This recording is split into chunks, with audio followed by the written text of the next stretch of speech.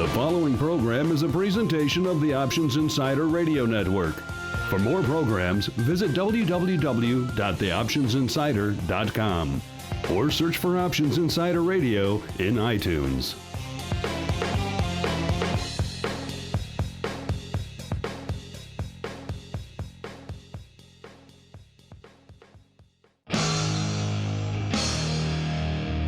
And now, it's time for the show that breaks down the options market. From unusual activity alerts to market updates and trading strategies. If it involves puts and calls, then our all-star panel will break it down. It's time to hit the Option Block.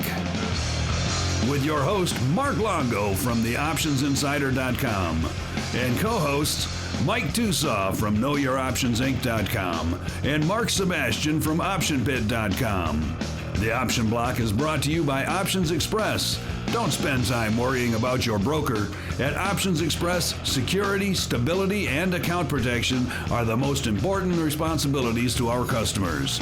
Secure account access, enhanced financial protection, entrusted with over $7 billion in customer assets, established financial stability.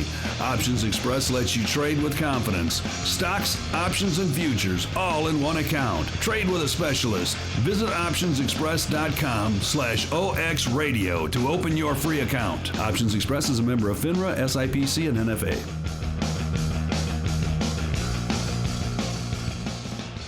All right, and welcome to the Option Block. My name is Mark Longo from the optionsinsider.com, as well as most of the shows here on the ever-expanding Options Insider Radio Network. And I like that. I like that new way of starting off the show, at least for us behind the scenes here. It's a little more invigorating, I think, than in the past. It's nice to get kind of pumped up for the show. Exactly. Get a little fired up. Before it was always Mark Longo doing his best imitation of a UFC fighter before a match, hitting himself in the head and stuff. So, which also works, but I found the blood was a little off-putting, especially when it got on my screen and stuff like that. It made it hard to work. Of course, that voice is Mr. Tinney, a.k.a. the Frenzied Typist, a.k.a. Call me Tinny. a.k.a. Mark Sebastian from Option Pit. I am not Tinny. I am tin-free now. So, Mr. Typist, what frenzied orders from your pit broker are you disputing today? Oh, nothing. We're just going over some time spreads we sold on Thursday and Friday that are starting to kind of work out. So, kind of an interesting day in the marketplace. Quite the little sell-off we had, or quite the little run-up we had at the end of the day, huh? Were you buying that for 1 second? I personally was not. Quite the move to the upside we had at the end of the day there, and we will dive into that momentarily. Yeah, I'm always leery of the proverbial dead cat bounce these days, and it looks like today perhaps may have been one of those. And we are also joined today by good old Tim Navabi from Options Express. Mr. T-Nav, welcome back to the show, sir. You're becoming quite the regular. Hi, how are you? Thanks. Yeah, some of the guys are busy. Rob's doing a little bit more work on the execution desk, so he's got a lot more orders going through him through his computer there. So he's got to do checks on those. John was missing in the afternoon, so I'm not sure where he is. So you got me today again. You get the nod.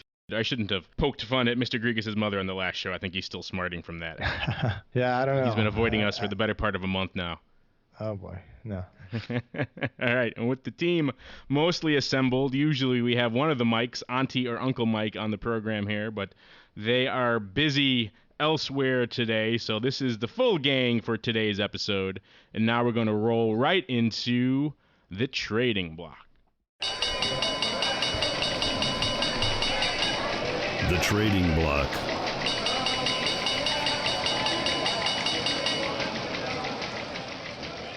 All right, and welcome to the Trading Block. This is, of course, the portion of the show where we highlight what was trading today, what was moving the markets, and as Mr. Tinny Sebastian alluded to in the opening segment there, it was a strong move to the upside towards the end of the day. We were hovering around. We were up most of the day, but in the early part of the session, it looked relatively weak. And then towards the end of the day, the bulls caught some wind in their sails, and most of the major indices, looks like all of them, closed strongly up on the day. The S&P closed up about 2.5% or 26.5 handles to 1162, almost 1163. The Dow closed up 272 points or about 2.5% to 1143. The Nasdaq up about 1.5, so a bit of a laggard there, up 33.5 handles to 2516. And the good old VIX cash giving back some of the gains from late last week, dropping about 2.25 points to 39.02 or 5.4%. Not that that is all that unexpected given the activity we saw on Friday and the fact that the vol actually increased as we went into the weekend and we didn't take the weekend out. Not surprising to see. Of course, given the update today, that compounded it, but not surprising to see the VIX cash coming in a wee bit on a Monday after a boisterous Friday, let us say. The interesting thing is kind of the discussion of the NASDAQ, and an interesting thing to look at is NASDAQ versus S&P today and the Dow. And, one of the interesting things I've been watching, last week when the S&P was just getting smoked, what was the one thing kind of holding everything up? The one name? Or no, the one aside kind of index. Aside from the up day of Netflix? Yeah, what was kind of the index that outperformed everything? It was the NASDAQ, right? Mm-hmm. Indeed. And if you watch the spread between VXN and VIX widened to over 2.5 points, where VIX was actually over the NASDAQ, which is, any guy will tell you, relatively rare. The NASDAQ typically, the VXN typically runs about 1 point to 2 points higher than VIX, except for in times where there's financial trouble with the banks. That is the only time, because the one thing that the NASDAQ's light on is bank issues. But what I've noticed is when that spread between VXN and VIX goes to a -2, so VIX is 2 points higher than VXN, there's an almost perfect pairs trade of sell NASDAQ, buy S&P that will on a dollar neutral or a weighted neutral spread, and you will make money almost like clockwork because those two spreads are just so interrelated. They don't let them get out of whack for too long. And we saw it again with S&P up 2.3% and the NASDAQ lagging by almost a full percent. If you look at VXN and VIX, VIX was down 2.23% today. Meanwhile, VXN is off 0.6% and is now trading higher than VIX. Interestingly, if you had done just a kind of a straddle swap or done a big, huge kind of variance swap or a volatility swap, if they still had the VXN product, which they don't. Yeah, that's a big if, but you could have scalped about 3 points in volatility just trading that spread.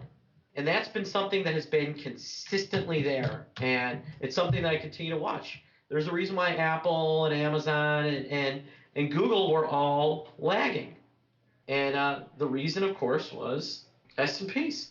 It's interesting to see there's so much focus these days in all sectors of the market, high-end retail, institutional, what have you, on the tech names. I know from our own personal perspective, whenever we post anything about Apple on the website, whenever we talk about Apple or a lot of the other tech names on this show, the download numbers are always through the roof. So there's a huge amount of interest in these, and yet for whatever reason, the vol products and just the general interest in NASDAQ volatility is a fraction of a subset of what we see of the interest in the VIX and S&P 500. Obviously, the S&P is a broader index. A lot of people follow that. But still, you'd think with the popularity of these other names, people would start to take that next proactive step and being, I'm interested in Apple. I'm interested in a lot of these other tech names. They're very volatile, very active.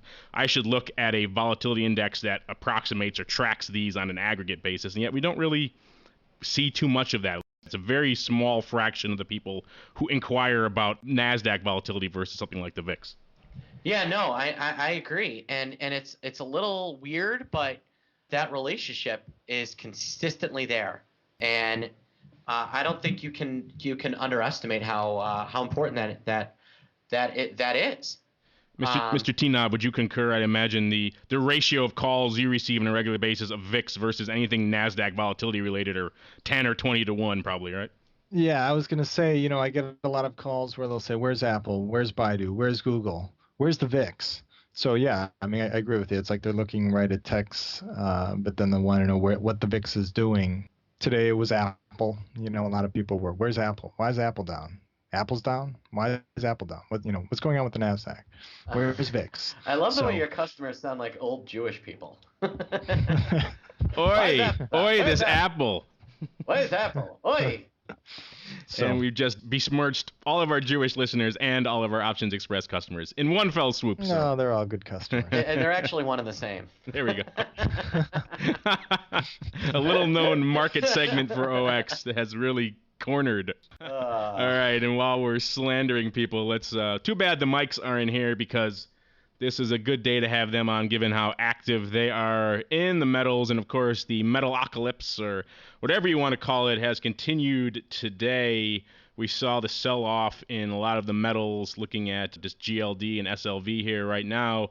They both closed down. They gained back some of their worst losses of the day. SLV closed down about 0.7 of a point, or 0.21 points, to 29.77. GLD closed down about 1.5% to 157.58. So they were both off a little more than that earlier in the session. They were looking real ugly there for a little bit. Did you see them in the middle of the night?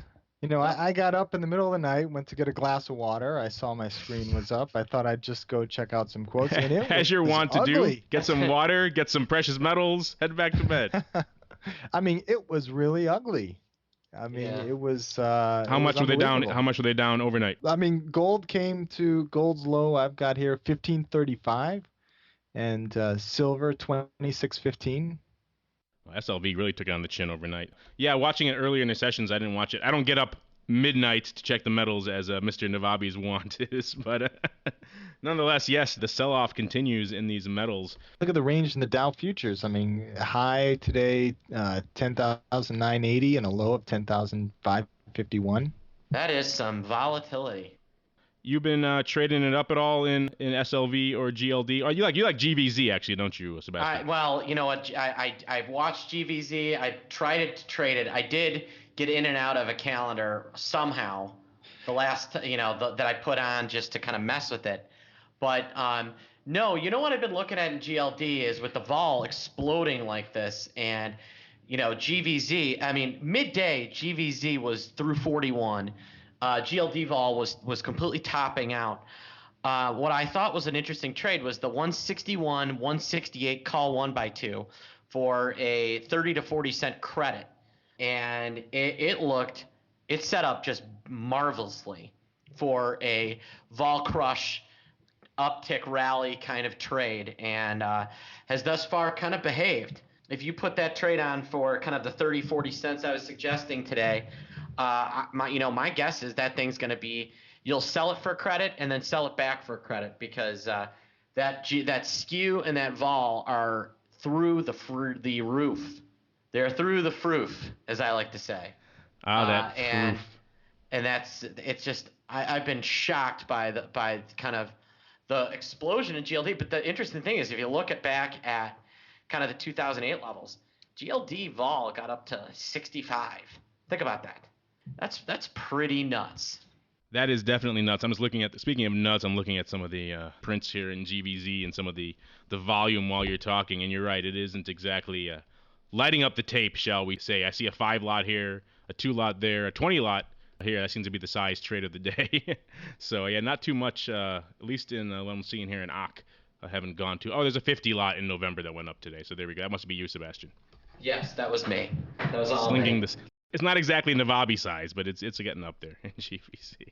So yeah, a lot of interest in the metals these days. We'll be doing our long and short of futures options again this week over at the CME with the metals boys. Should be a fun show, I think, to dive into the metals. There's a group called the Metals Boys, and I'm not the manager? Yeah, you don't. What the heck? They're the nemesis of the mini metals. That's why you probably don't have much to do with them. Sworn enemies of the mini metals. So no, but in all honesty, those CME guys know their stuff, and that's great that you're doing a show with them. I think that they're very lucky to have. You are lucky, and they are lucky to be working together, because I think it's a great synergy there. It's a beautiful, beautiful thing. We started it off with the fixed income and the equities. We moved on to the ags last month. Now we're doing metals, so we've had good timing on all the products. So we saw, speaking of tech, we saw just a lot of things going on. Good old Kodak crushed yet again. Down, what do they close on the end of the day? Down about 27% to $1.74 now. This is the name that's just been all over the map lately. Been fun to trade for an options trading perspective. Very volatile. A lot of grandiose moves if you have some gamma in your back pocket. In EK, it's been working out lately. Just a week or so ago, everyone was concerned about a crash to the upside. They were trading the 4 calls, even the 4 half calls. Both had active bids in them. Now the stock's crushed 27% because they dipped into their revolving credit line, and that apparently is a negative, a no-no. Right now, if you're buying CDSs, protect against default on Kodak, they're charging 41% upfront for those. So you buy $10 million in CDS protection, you're paying $4.1 million for the privilege. Oh my gosh, that's crazy. That's hardcore. That's like the Kodak, the new Greece. That's a great tagline. I like it. All right, and of course, rounding it out on crazy tech news, of course, is the Ponzi scheme that is Groupon, continuing to have all sorts of great developments, including the fact that they went out recently, I'm not sure if you guys saw this, and slashed their entire 2010 numbers by half. Because it turns out, this is one of my favorite stories. I love Groupon because they do all these crazy things, and they were booking the entirety of their deal amount as their own gross revenue, not considering the fact that they split the deals actually 50-50 with the merchants. Oh wow, those morons! That sounds like just straight out of Enron. It's amazing the amount of fraud that is going on there, or borderline That's fraud. ridiculous. I don't know who's running that business. I would love them to go public. Doesn't look like it's going to happen anytime soon now, but it would be great for them to go public just to trade in some of these options on this name, so it would be great. But yeah, a lot of interesting, fun stuff going on today, moving the markets. But unless you guys have anything else, we're going to close out the old trading block and dive right into the odd block. The odd block.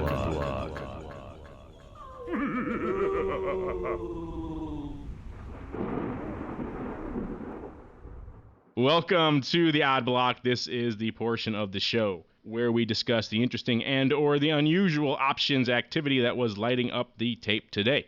And we're going to start things off with good old, another one of Tim Navabi's favorites when he's up late at night checking his precious metals quotes. He's also checking the latest quotes on good old Harry Winston Diamond's ticker symbol HWD. And they closed today at $10.75, pretty much unched on the day. This is the name that does a whopping 194 contracts a day. They did nearly 5,000 today, so a comparably sizable trading day for Harry Winston Diamonds. Tim Navabi, were you slinging Tim Navabi size today in HWD? No, not at all. Not in Harry Winston. Not picking up any diamonds for the ladies out there either? None of that? All right. And so we saw a sizable put seller today in HWD. We saw about 4,000, so the bulk of these, the 4,800 contracts or so, went up in these OCT10 puts. The open interest on this strike was 0 going into today, so this is all opening paper. And the bulk of them looks like, the bulk of them were sold for about 35 cents. So we saw about 4,800 of them total went up on the day today. So a size put seller, especially from an HWD perspective, looking to pocket some premium, thinking that HWD is not going south anytime soon, at least not south below the 10 strike before the end of OC expiration. And this stands out as unusual for a number of reasons, not just the fact that it's an enormous trade for HWD, but that it is so near term. It looks to be a spec. There's nothing else offsetting, nothing else rolling on this. Looks like someone betting that HWD is going north and not unwilling to pick up the stock down around the 970 or so level, 965 level. If it does indeed drop, the name has been trading above 10 for the bulk of the past year. But yeah, in long story short, size put seller here in HWD. We'll keep an eye on this one to see if this one pays out for the trader here in AKA Tim Navabi in HWD. I'm sure all the ladies in your life are very excited right now listening to the show saying, ooh, maybe he was buying the diamonds for me. Which of the ladies will get the rose in the Tim Navabi batch? The Harry Winston. All right. Next up, we have a Sebastian favorite. No, it is not the mini metals. No, it is not a 3-cent biotech stock. It is even better. It is Hasbro, ticker symbol HAS, maker of such fine toys as Transformers. Did somebody say Transformers? Someone did. I don't know how that got mentioned on an options radio show, but regardless. Transform and roll out. Oh, there we go. A good old, that is Mark Sebastian in his other voice. There you go. How many times have you been Optimus Prime for Halloween in the past couple of years? Believe it or not, I've never been Optimus Prime for Halloween. There you go. That's on the docket. Anyway, before we go too far down the rabbit hole, even though the Transformers rabbit hole is a pretty fun one. All right. Hasbro. They closed today at $35.08, up about 63 cents or about 1.8%. This is a name that does about 2,000 contracts a day. They did a whopping 4,000 today. So size money playing in Hasbro. But what was interesting about it was we saw some relatively long-term call buyers diving into Hasbro today. We saw buyers on the Jan. And before I looked at this, I just instantly thought Sebastian. So Sebastian, this must have been you here, picking up these Jan 37 halves. So about 2,700 will end up against a previous open interest of just about 1,000. So all opening or primarily opening paper there. They were purchased for around $1.45. Looks like we also saw even more optimistic trading migrating up to the Jan 40 strike, where about 700, 800 of these were picked up for around 80 cents. So about 3,500 or so in total of the contracts going up today were in sizable upside Jan calls. Sebastian, you've been watching. I'm sure you watch Hasbro on a regular basis. If no other reason, that's where you get your slinkies, right? It is where I get I think Slinky's from Whammo. I'm not sure if that's still a Hasbro company, but I believe it is. They own everything, so they probably own Whammo. They have, Mark, you'll like this. They actually have promotional Slinkies you can give away. So I was thinking, one thing we should do for next time we do a live show, maybe we get. You mean coming up at FIA Expo in October 11th? Exactly. Maybe we could get some Slinkies that say the option block on it and give them away. We should do that. That we should do that, because then we could hear all sorts of people doing this in the background. It's great ambient noise for radio and podcasting. But are you a bull here on Hasbro? I mean, I guess in general you kind of have to be a bull on Hasbro. Yeah, I mean, yes. I think there's some good things. The Transformers movie's done really well. When they officially announced Transformers 4, I think that's bullish.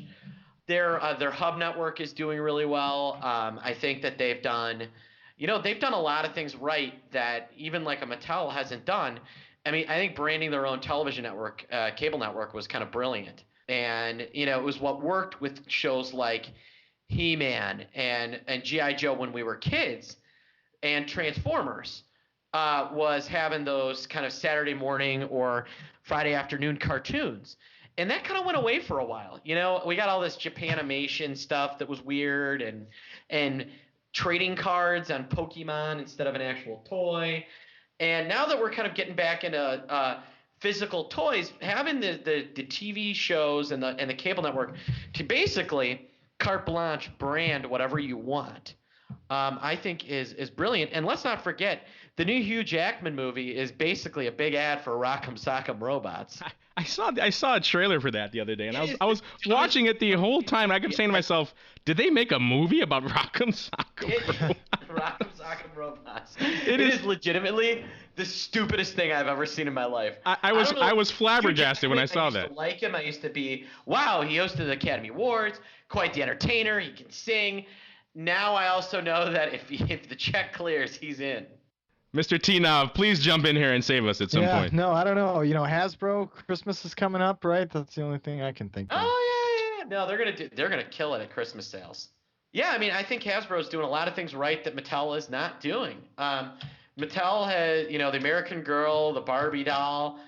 They've got the girl stuff, but they don't have anything that sells to boys. And girls, at a younger and younger age, they're buying makeup and not playing with their Barbie dolls, unfortunately. All right. And I think I'll skip over one of these ones here because we went so long on Hasbro, but it was quality. It's gold.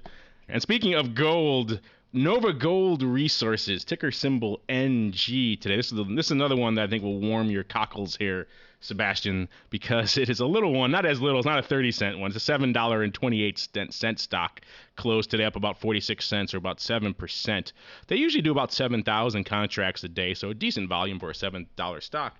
Today they did over 100,000 contracts, and the bulk of that, about 94,000 contracts or so, was in one enormous, looks like a time spread / roll that this guy did here. He came in and he sold, looks like he sold. It kind of went up mid-market on a combo, but the vol took a hit, so that's usually a good sign that he sold the contract.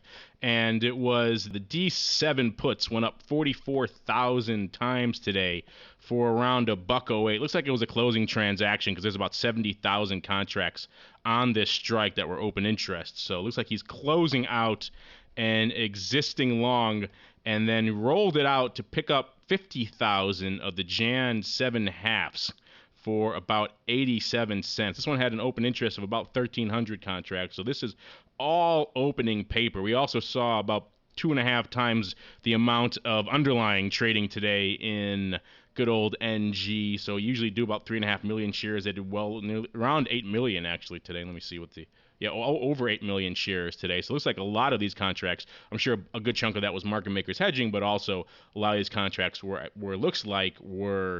done with an underlying component. So it looks like the customer was looking at rolling more of a long vol position here on good old NG, rolling it out. Yeah, kind of an interesting play, right? Yeah, where he wasn't rolling it that far. He got himself an extra month. I mean, well, it looks like he was, based on the open interest, he must have been closing. The D's is definitely closing. Yeah, well, what I don't get is this kind of a protected put rolled into a long call? Is that what the kind of, I'm not quite sure on the total spread, but did he go from a long vol to a short vol position? Because the vol went up in the calls. Yeah, he bought the calls, and he had a long put that he closed out by selling it today. Yeah, so. I mean, did he roll out of, what's the stock price done? Yeah, stock was about 728. We saw sizable trading in the underlying as well. Let's take a look at the open interest on this thing. When did this guy get long? But yeah, it looks like he's rolling a long vol position here. Yeah, but it looks like he just traded these on the 19th. He bought them for, you know what? Looks like he bought them for about 50 cents on the 19th, rolled out of them for, doubled his money today. Yeah, he did all right there. And then rolled into a long position. So he must have just thought, hey, this thing's going to keep dropping, and then extended himself out. I mean, that's what would make sense, right? Yeah, it seems like it. I mean, we didn't have a chance to really parse all the underlyings. I couldn't see if he was doing this on a delta neutral perspective. It doesn't look like he was. It didn't look like it. It didn't look like it, but it's a weird looking risk reversal, isn't it? Yeah, it's kind of almost a diagonal time risk reversal if you want to look at it that way. Yeah, my guess though is that he's just trying to scalp the stock a little bit. Yeah, maybe. I mean, he had, like I said, he worked out pretty well on the short 7 strike. Now he's picking up the other side, thinks it's going to pop back to the north. It already has, up about 7% today in light of his trading activity. The weird thing is he's trading it so tight, and of course there is no 7 strike in Jan, so he's got to go up to the 7/2.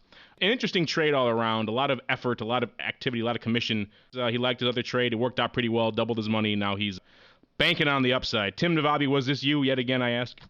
No. Not at all. I didn't see anything there. But yeah, we do get a lot of people trading this stock. So this. Do you really? You get a lot of NG? Yeah. Well, it's a nice little gold proxy that's a lot cheaper than buying gold, isn't it? Yeah, exactly. It's the Tim Navabi to a John Grigas, if you will. All right. And with that beautiful, beautiful image in mind, we will close out the old odd block and roll right into the Xpress Block. The Xpress Block, brought to you by Options Express. Options Express lets you trade where and when you want for every level of trading. From advanced charting, free daily trading ideas, and free educational resources, Options Express is the online broker for all traders. Best of all, Options Express allows you to trade stocks, options, and futures all in a single account on powerful yet easy-to-use trading platforms, including mobile devices. Visit optionsexpress.com/OXradio for your free account. Options Express is a member of FINRA, SIPC, and NFA. All right, and welcome to the Express Block. This is, of course, the portion of the show. We're going to start calling it the Navabi Block because it's your segment now, Tim. And this is the segment of the show where Tim Navabi takes the reins and the rest of us sit back in terror, wondering what exactly Tim will cook up next. So, Tim, by all means, sir, terrify us. Oh, boy. Okay, I just wanted to go over a couple things here. I wanted to talk real quick about what was moving at Options Express today. The most actives at Options Express today, SPY number 1, Apple number 2, GLD 3, then the SPX, then SLV, Triple Qs, then Bank of America, IWM, Travel Zoo, and Netflix. Whoa, Travel Zoo? Travel Zoo, yeah, number 9 there, huh? What is that, TZOO? TZOO. Really? This is an... Now, I gotta look at this one, Mark. When did this get listed? It has a name I think that would appeal to you. It's been around a long time, but Mark, yeah. This was surprisingly active. Kind of a weird... Look at this. They had this weird little gut strangle that went up. You've just had all sorts of little weird trades going up, little baby trades, but there was a weird gut strangle that looks like he closed the OC 55 puts and opened the OC 17.5 calls. Explain that one to me. That's an odd one. I'm looking at it now. They do about 3,500 contracts a day. They did nearly 6,000 today. So an active day for the old T-Zoo. It looks like about 1,700. T-Zoo is T-Nav's main enemy. Oh yeah, I see that strangle that went up 1,700 times. Yeah, the 17.5 55. Why he'd roll to 17 halves, I do not know. But an odd one there. Good old T-Zoo. So a lot of OX customers playing in T-Zoo, huh? Yeah, that was our number 9. It must have been this strangle trader must have executed it on OX. I don't know about it, but that's the only way you're going to get enough contracts to ride up your list, I would think. to put it up there. Unless he was doing all these 3 lots and 8 lots. Some of the other movers, I just want to go over, what was moving in the futures markets. Gold was down. I have it down 11 right now, 16.29. I've got silver at 30.83. I've got platinum 15.63. Copper 3.35. Palladium at 6.32. Corn's at 6.49. I've got soybeans trading at 12.61. Wheat trading at 6.47.20. Sugar was 24.30. Cotton 99.80, and coffee was 236.45, and then cocoa 26.76. So those were some of the commodity movers today. One thing I wanted to go over specifically that's kind of common now at Options Express, when someone has a cash type of account. So it's not a margin type of account, it's a cash type of account. And I kind of want to go over the use of settled and unsettled funds. Essentially, if you make an option trade and you hold that trade overnight, okay, and you sell it the following day, you can use that money to then go buy something else. However, the option trade that you held overnight needs to settle before you can make a sale of your new purchase. That's something we get a lot of calls on. People will want to use that money from a prior sale and want to day trade it, and they can't do that. The other big common issue is that people that start the day with cash, they use all of that cash in a day trade. That money's not available until the following day, because both the buy and the sell of that option, they need to settle. Now, those are options. Options take 1 day to settle. Stocks take 3 days. So, if you hold a stock overnight and you make a sale and then you're going to use those proceeds for a buy, you need to hold on to that new buy for 3 additional days, trade day plus 3. So these are just some common questions that we're getting now at Options Express. We made a little bit of an upgrade to our platform where all of this can be seen on your balance page. So, if you bring your mouse over account, you're going to get a drop down. You can then click on balance. And right in the middle of the page there, we'll have a line item cash. And if you click on the little blue box to the left of that, you're now going to be able to see what money is settled and what money is unsettled. So if you're trying to buy something and it's telling you don't have enough intraday buying power, that essentially means that some of the money you're trying to use is not settled yet. And then you can always go back and look at your buying power, and that will exactly match what's settled. So I get a lot of these calls, and before I really start talking to them, I say let's go to your balance page and let's take a look at what money is settled and unsettled. And they'll start to say, okay, I kind of see this, but I'm not really sure why. So then I bring them right to the order status page. Well, let's see what trade you made today. So those are just a couple things that I think people need to be aware of when they trade cash type of accounts versus margin type of accounts. The joy/voodoo that is options and stock settlement. It's just I was a little worried we were going to be a little let down with the excitement after all the Transformers talk, but Tim Navabi, way to keep it going. Bringing the fire today, Bringing it Mr. down. Hey, a good settlement conversation. That's good for what ails you. Good for our audience anyway. They love it. Almost as exciting as Transformers destroying downtown Chicago. Not quite. Thank you for that, Mr. T-Knob. Sure. And now we're going to close out the venerable Xpress Block, a.k.a. the Navabi Block, and roll right into Around the Block. Around the Block.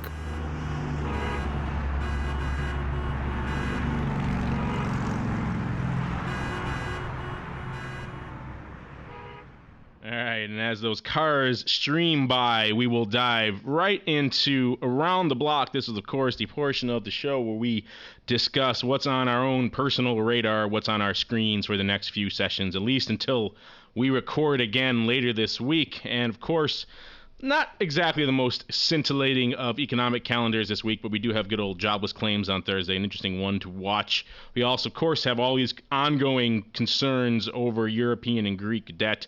Today we saw the bulk of this rally coming on the heels of the lessening of those concerns, thinking that the ECB and its partners out there finally may have a handle on this situation and being able to contain this contagion. But the outlook on that changes day to day and indeed hour to hour. So that is indeed, I think, on a lot of our screens. We're all, of course, watching the Metal-Ocalypse that is the continued crushing of GLD and SLV, or gold, Should silver. we just call it a macaca? Is that be the right thing to call it? Isn't that like a show on Cartoon Network too, Metal-Ocalypse or something like that? Isn't that like it's something like that? Yeah. I might be infringing on some trademarks there, unintentionally, I assure you. Right. But right. Mr. Sebastian, a little birdie has told me that you've been writing size 1x10s here in SLV and GLD. Is that correct? No, I mean, I think that they're hitting a floor here. I can't imagine gold dropping below 15 ounce, and I don't think silver is going much lower either. Looking around, it's going to be Europe. We're up today, but vol is still higher than it was 4 days ago when we were at the same level. Are you saying there is indeed a context to volatility in the VIX? Is that what you're saying, sir? Vol keeps ramping up, and it's ramping up and ramping up and ramping up. And we're either going to have one of two things is going to happen here. Either Europe is going to get to the pipe that's getting ready to burst, get that wrench flipped and let some of that steam out, and we're going to really calm down, or that cap is going to blow off. I mean,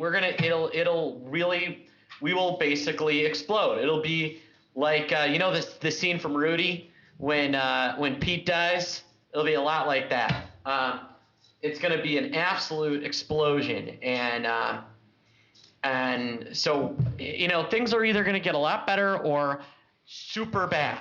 And if It all depends whether they can get their stuff together. The TARP idea sounds like the TARP idea with Greece partially, in a controlled default, I think is going to be kind of what we end up doing. I think everybody realizes that's the only way to make this thing work. And then from there, if the Fed would get their heads out of their butt and realize what they need to do is a reverse twist and not an actual twist, then I think we're in a lot better shape. Yeah, the name twist is not exactly, it doesn't invoke confidence. It was funny. They're trying to flatten the curve, which is exactly what they don't need to be doing. What we actually need is long-term rates to go up so that banks will lend. I know it sounds counterintuitive, but it's only good to get the lending if the banks are willing to lend it. And right now, the yield curve is as such that I would never – who's going to want to do a 30-year loan? And so especially with Fannie and Freddie completely tied up. So nobody's willing to do anything. They actually need to do the opposite. They need to buy up the short-term stuff and sell out the long-term stuff and get mortgage rates and other rates up, not down, up. And I think that solves a lot of problems. That's heresy for a lot of people still clinging to housing as one of their leading indicators that they're afraid to take that step. That might even help housing. It would free up some of this money. I mean, anyone who's even looked at a mortgage over the past 6 months knows how just obscenely strenuous and arduous the process is to get loans these days. Even refining is a pain in the butt. Yeah, we refinanced recently, and we had to have an assessor come in, even though we just got our mortgage on this place less than 2 years ago. They had to reassess everything. It was amazing. Yeah, no, I know. It would also force people to actually step in and buy. I mean, if they're thinking that the longer term rates are moving up, right now they're saying, they're going lower. I'll stick around. Yeah, that's a good point, Tim. If we see a never ending forecast of rates at 0%, why would you ever, you're not in any rush. If we actually kind of point out that rates are going to be going up, you might actually get some of these renters to go out and start buying again. So thank you, Chairman. You're doing a great job. Get out of the way. So to boil it down, Mark Sebastian says super bad or super good in the near term. So you're saying essentially load up size on the 1100, 1200 strangle I'm S&P. I'm saying that, in the next couple of days, I'm expecting the VIX to sell off to maybe 35 again. I think that, and then VIX vol to sell back off. I think it's going to be a real decent buy. The VIX volatility, when it kind of touches into the 80s, is going to be a great straddle purchase, traders. So keep an eye on that. All right?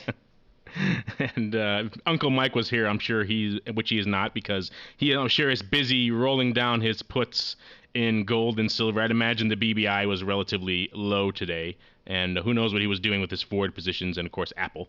But the man is pretty much a metals trader at this point, so I'm sure he was busy with that. But I'm sure he'd be telling you to probably roll down your puts in GLD and SLV if you haven't done so already. Probably a little late to the party now. Maybe you had your chance, but nonetheless, I'm sure that's what his outlook is. Mr. T-Knob, what are you looking at on the screens here for the next few sessions?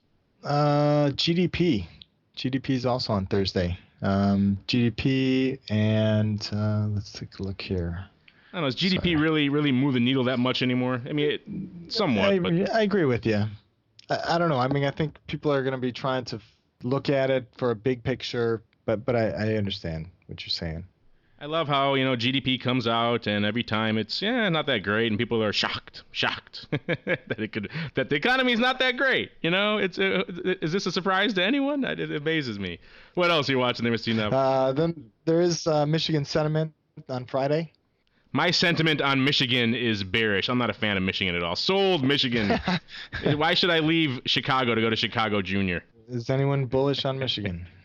Anyone at all? Yes, Michigan. Oh, yeah. There we go. That's right. Yeah. I was actually in Michigan over the Another reason. Sold Michigan. They allow Sebastian in on a regular basis. That can't be a good thing. All right.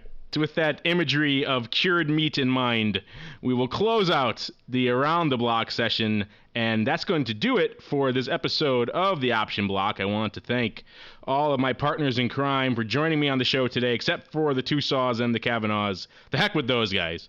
No, we'll give them a plug nonetheless. You can find out more about what they're doing, including their ongoing webinar series at knowyouroptionsinc.com. Don't forget the Inc. If you leave, just go to Know Your Options. I believe it's a Fannie or Freddie Mae site or something along those lines, or some government bond site maybe. I forgot what it is, but it's not Know Your Options, that's for sure. And speaking of cured meats, of course, and Hasbro and Transformers and all the other fun things we talked about today, what is going on over at OptionPit.com, Mr. Seabass? Well, like I said, I'm going to be on Bloomberg Television tomorrow, and next Monday I'm going to be on Fox Business News. I'm also going to be on Market Morning sometime in the next couple of days. We have our big event coming up on October 21st at the Chicago Mercantile Exchange. Go to optionpit.com/events. Use code OPTIONBLOCK, and you'll receive 50% off the price. 50% off. There you go, folks. That's a deal. So look forward to that. Listeners, you can find that, of course, at optionpit.com. Coupon code OPTIONBLOCK. And Mr. T-Nav, what is coming up over in Options Express land, sir? Okay, on October 4th at 9:30 p.m. Eastern Time, there is a webinar, Intro to Options, Part 5, the short put. And then on October 5th, 1 p.m. Eastern Time, Monthly Futures Outlook with Jim Wyckoff. Sounds good, sir. And before we go, I should again mention our upcoming live show there at the Futures Industry Expo in Chicago on October 11th at 4 p.m. That is a Tuesday, I believe, and it's during the big Taste of Expo reception, so it should be a fun time to watch our show live. And before we go, I also should mention that one of our Facebook fans recently made an interesting post on the website. He nominated us for a podcast award, apparently, at podcastawards.com. I don't know anything about this site. Usually I'm not a fan of these types of things because they're really about charging some sort of nomination fee, but I don't think there's a fee associated with that. And it seemed like a fun idea, and it's coming from the fans, so I don't mind supporting it. So that, again, if you like the Option Block or any of our shows here on the Options Insider Radio Network, then surf on over to podcastawards.com and nominate us there in the business, I believe, category, business or finance section that they have there for business podcasts, and should be fun. So thank you for suggesting that. I believe it was Dale Jennings over on our Facebook page. It's a good idea, sir. So thanks for that, and thank you to all of you out there for downloading and streaming and subscribing to the show, making it such a success. And we'll see you next time right here on the Option Block. Become a part of the Option Block. Just visit www.theoptionsinsider.com/forum to post a question for the hosts. You can also submit questions to twitter.com/optionblock or leave a voicemail at 312-544-9356. Make it interesting, and your question just might make it on the air. The Options Block is property of the Options Insider Incorporated. All rights reserved.